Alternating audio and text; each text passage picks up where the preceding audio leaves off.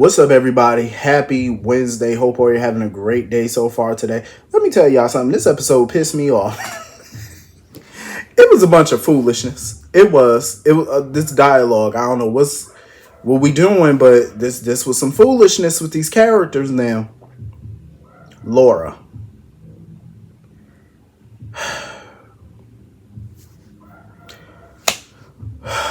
Laura. Y'all know I loved me some Laura, and you know what? I did just say that. I loved. I put a D at the end. Loved, cause she pissing me off right now. She really is.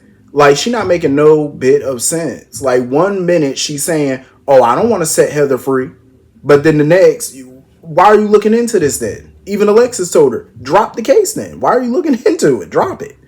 Oh, I can't do that. Oh, so you want her free? Because I agree wholeheartedly with what Alexis was saying. At the end of the day, you can't control the justice system. You don't know what a judge is going to decide. You don't know. You can't control that. You think you may know. That's like Dante. When Dante arrested Michael or whatever for killing Claudia, he thought he could get Michael a suspended sentence. You don't know what the court is going to do with it when you present them with information now. New information. You don't know what they're going to do. It could go. It may not go the way that you envisioned it going. Judges can be unpredictable. Juries can be unpredictable. You can't, you can't see what they're thinking. I feel like Laura's playing Russian roulette with this. Like, she being ridiculous. And I agree wholeheartedly. Let it go. And then she's sitting there talking about something, I don't want to set Heather free, but I can't let her spend the rest of her life in a supermax. Yes, the hell you can. This woman has murdered a veteran, she murdered a police officer, and she murdered a doctor and countless others throughout the years. Why would you want to let her go? Why would you do anything that could possibly free her or even get her a lesser sentence? All because of some dumbass medical condition. Like, Laura is being totally just dumb on this. Like, I don't know what happened to her, but somebody must have roofied her, because I don't know what's going on in that little brain of hers, but she need to get it together. Alexis was kind of pissing me off a little bit too, because when Laura wanted her opinion as far as like what the old Alexis would say about this, Alexis sitting there talking about, "Oh, well, I would just say let the law take its course or whatever. And if the court decided that, Heather should get a lesser sentence or be freed, then that's what they decide." So let me get this straight. So now let's say hypothetically, if it were Helena in prison, she committed so many crimes, even murdered Alexis's mother. Would Alexis still feel the same way? If all of this could be summed up to a medical condition? That's what I want to know. So if they said Helena had a medical condition that made her murder people, including Alexis's mother, would Alexis be cool with her getting a lesser sentence or free? I honestly could say I highly doubt it. I highly doubt it. That whole conversation between them was just annoying. Just dumb. Like, if you didn't want that girl to get out of prison, why are you looking into this? Why? Why are we sitting here wasting airtime with this conversation?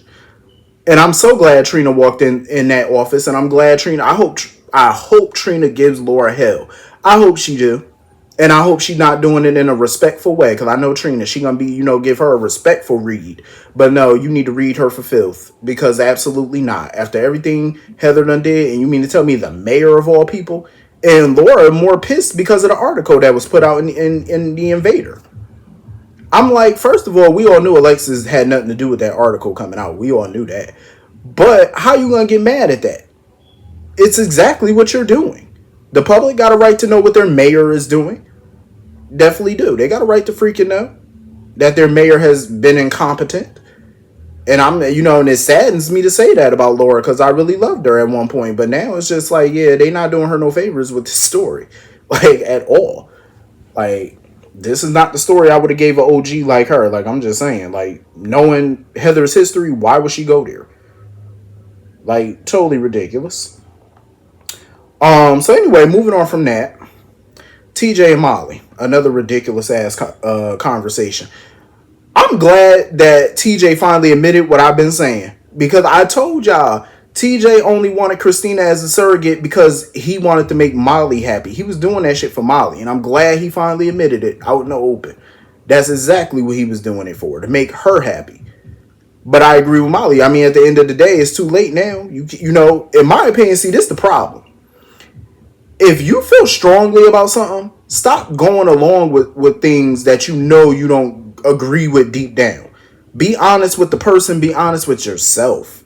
You know what I'm saying? It could avoid a lot of headaches if people were just honest about how they felt about something. Communication is key. Like, how you gonna be in a relationship, especially a marriage or a domestic partnership, when you can't even be honest with the person and you damn sure not honest with yourself about it? It's just dumb.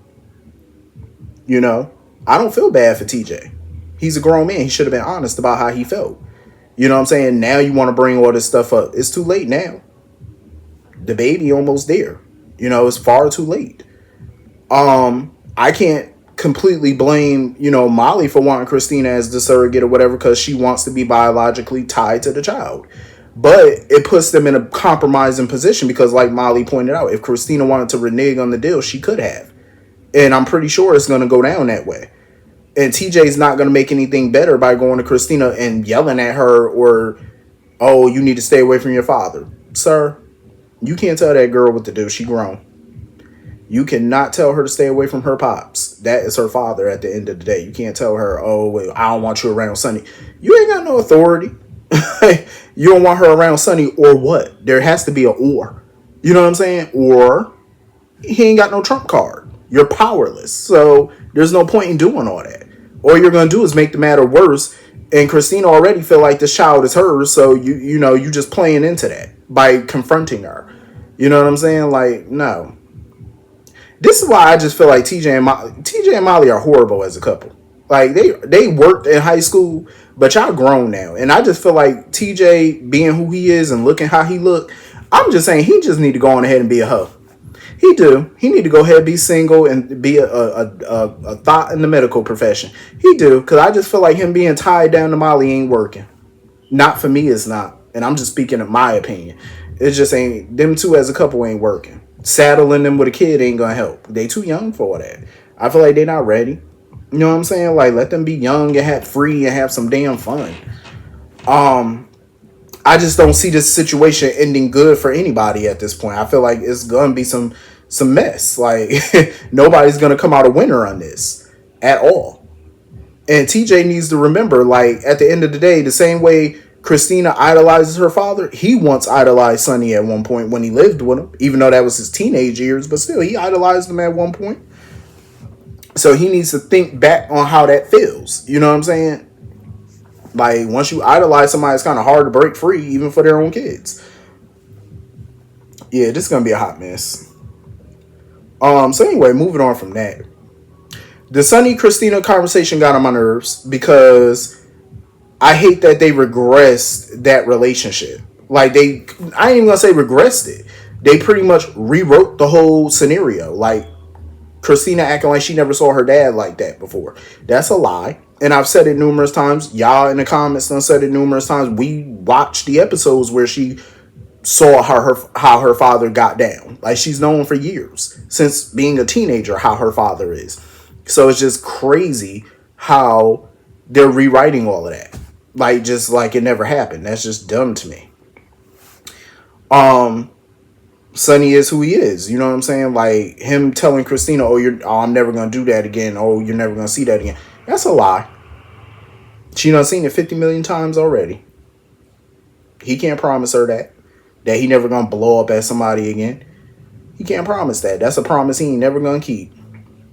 And I get where Kristina coming from. You know, she's between a rock and a hard place. You know, she wants to dislike her father, but it's hard because, you know, she loves him. That's totally understandable. I ain't like how Blaze sitting there talking about something, oh, you know, sometimes I wish that this baby was our baby and stuff like that. I'm like, oh. Yeah, TJ, this ain't gonna work out for you and Molly the way y'all hoped it would, because you already had Kristina feeling like that child was hers or whatever. Now you got Blaze putting it out there. I say, yeah, this gonna be a mess. Oh, it's gonna end horribly. I feel like that whole Davis family, they gonna be split in the middle, and Alexis and Sam gonna have to pick a side at this point. That's where it's headed. You gonna have to pick a side. Who you with? Because even if you try to straddle the fence, it ain't gonna work too long. You know what I'm saying? You're gonna have to pick one. Choose wisely at this point. You ain't got no choice. Um, Honestly, I don't want to see Blaze and Christina saddle with a kid either. I feel like they're young too. I don't know why they be trying to saddle all these young people with these children so fast. It's like, let them be young, wild, and free for a minute. Like, they should be tearing that damn town apart. You know what I'm saying? They should be loose. Like, we ain't got time for all this, sidelining them with no kid, even though the kid probably gonna be in boarding school by the time they pop out the cooch. You know what I'm saying? Because once the kid is born, hell, you pretty much forget about him. Um, but anyway, yeah, that's gonna be a mess. Moving on from that, Cody. I'm ready for him to go ahead and tell Mac. I agree with Sasha. This lie done went on far too long. He need to go ahead and just be honest at the end of the day. Like, oh, I done ran with the lie so long now. You coming up with excuses, bro. You coming up with excuses. I feel like he underestimating Mac. Like, because he don't know Mac that well. That's why he don't understand. Mac is a very forgiving person. I mean, look at all the shit he done went through with Felicia over the years, and he forgave her and remarried her, and they've been together for what, 11 years they've been remarried now? 10, 11 years? I'm like, come on, if he could forgive her, he can forgive you. Like, Mac has forgiven plenty of people, and I feel like he just underestimated Mac because he don't know him. Once he get to know him, it's like, you'll see, like, he's not a vengeful kind of person like that. You know what I'm saying? You're his son. Just tell that man the damn truth already, because this is getting tiring. Like, I see how he is with James. Everybody see how he is with James. Let that boy know you his uncle. Oh, I don't want to tear the family apart. That family done been through so much. Ain't that little secret that you got? That's a walk in the park. That is a walk in Central Park for them. After everything that family done been through, that's nothing. Like, oh, I'm really your biological son. I lied. Okay, motherfucker, come in and have some dinner. Come on, dude. These are people who lived in Port Charles all their life. You know what they have seen and dealt with? And you think you lying about a little paternity or something to make them angry? Like, yeah, they're going to be a little disappointed, but damn, it's like, you ain't the Unabomber. Like, what you think? Anyway, moving on from that, I could definitely see something going down with Jocelyn and Lil Gio at some point. Because the way she be looking at him, always smiling, always just got the butterflies in her eyes. Please, she want that boy. She want him. It annoyed me how Jocelyn was like, oh, Jason used to be a Quartermain. I'm like, what the hell you mean used to? He still is. Just because he don't go by the last name don't mean he's not a part of that family. Like, he's still very much a part of it. Duh. Jocelyn need to be on quiet somewhere. But yeah, I can see something going down between them. So anyway, moving on from that. Carly don't listen.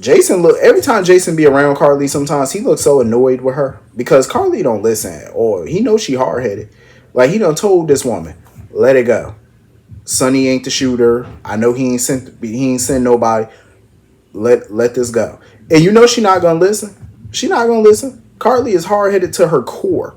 Like, you tell her not to do something, she gonna do it. Just because you told her not to. When somebody tell Carly not to do something, you know what she thinks? She thinks that's a challenge for her.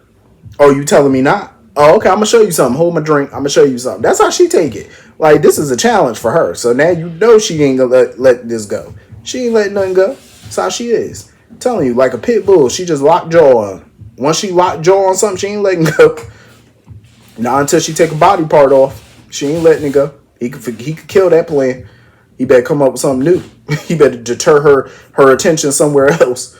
Better set fire in the Metro Court kitchen or something. Do something.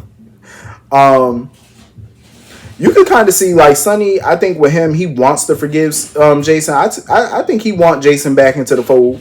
But that whole FBI informant thing, I think that's what's, like, slowing him down on that. Because even though his pills is low, still, I think he definitely wants Jason back in the fold. But in the mob world, once you hear somebody was an FBI informant, it's kind of hard to let your ass back in. I mean, ain't even kind of hard, because in real life mob, they would have just took you out.